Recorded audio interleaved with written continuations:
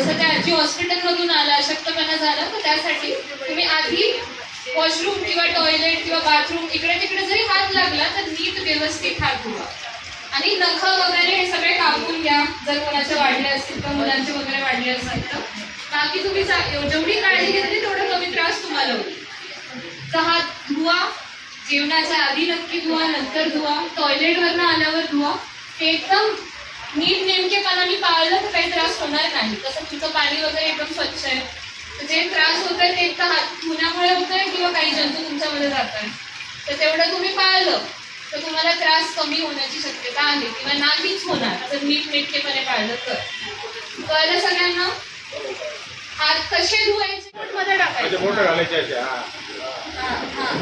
पुढे अंगठा, अंगठ्याला पण करायचं. Very good. दुसरा अंगठा, दुसरा दोन्ही हाताचे, दोन्ही हाताचे असं. किती वेळ करायचं? 1 ते 20 त्याला 1 ते 20 शिकायला सांगा. 2, 3, 4 असं 20 पर्यंत करायचं. 1, 2, 3, 4. आज आपल्या माऊलीचा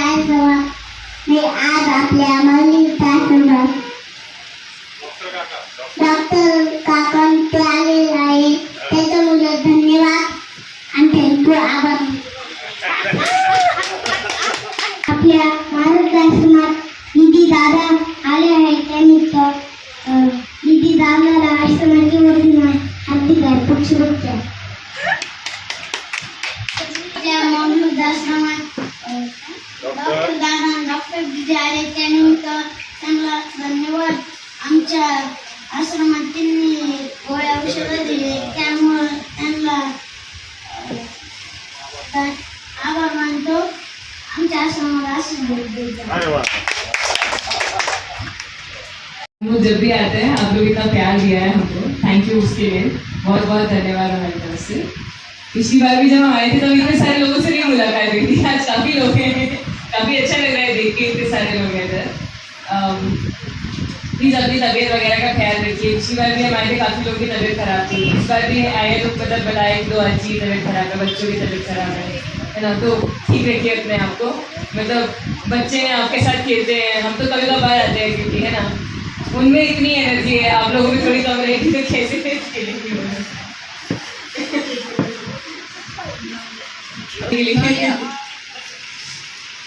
तुम्हाला कसं वाटलं आम्ही आलो? चाय कोनी कोनी भी सबको बहुत प्यारा है चाय का. चाय कितने लोगों को पसंद है? बड़ा गिलास पीते. इतना पीते हैं. अच्छा, चाय के साथ बिस्किट वगैरह लेते क्या कोई यहाँ पे?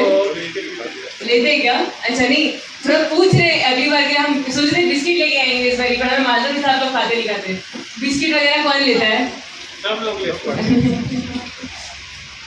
अच्छा, खूप खूप जास्त साखर आहे, तर तुमच्या हेल्थसाठी चांगलं नाही आहे, तर तुम्ही कमी साखरवाला चहा पियायचा ट्राय करा.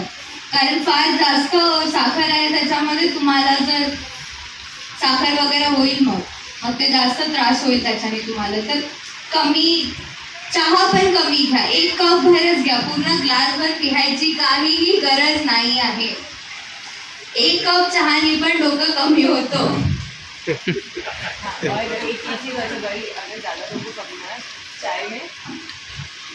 मध्ये डॉक्टर दिदींची डॉक्टर दादांची टीम आलेली आहे. त्या टीमने आपल्याला आरोग्याविषयी जी माहिती दिली, आरोग्य कसं ठेवायचं, हात कसे धुवायचे, किंवा काय खायचं, काय प्यायचं, किंवा किती साखर घालायची, त्याप्रमाणे तुम्ही जर तुमच्या शरीराची काळजी घेतली तर तुम्हाला कुठल्याही प्रकारचा आजार होणार नाही हे त्यांनी सांगितलं. आणि इतकी महत्त्वाची माहिती सांगितल्याबद्दल मी आपल्या आश्रमाच्या वतीने त्यांचे आभार मानतो आणि त्यांना धन्यवाद देतो. अशीच त्यांनी नेहमीपणे इथे येऊन आपल्या आश्रमाला भेट द्यावी आणि आपल्याला मार्गदर्शन करावे आणि औषधं पुरवावी, एवढी माझी मागणी. पण डॉक्टर दीदी म्हणते मी, डॉक्टर दीदी आणि दादा, मला वाटतं लोणी लोणीतून आलात ना TMT. PMT हॉस्पिटलमधून ते आपल्याला सेवा देण्यासाठी आलेले आहेत. पण कमी वयामध्ये त्यांना एवढा कसं काय भाव निर्माण झाला तेच कळत नाही. कारण कमी वयाच्या मुलींना पिक्चरला जावंसं वाटतं, फिरावंसं वाटतं, नाही का, मैत्रिणींबरोबर फिरावंसं वाटतं, गप्पा मारायचे वाटतात. पण हे 3-4 जण मला थोडे वेगळेच वाटले. कारण त्यांच्यामध्ये इतकी सेवाभाव आहे की त्यांनी येताना सरांना फोन केला की आमची टीम येणार आहे आणि तुम्हाला कशाची गरज आहे. तर सरांनी सांगितलं आम्हाला किराण्याची गरज आहे.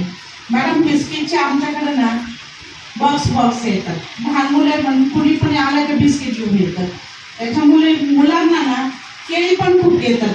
पाहिलं ना तुम्ही आता केळीचे म्हणजे ते असं कॅरेटच भरून येतं. काही वेळेस सर्दी व्हायची पण भीती वाटते.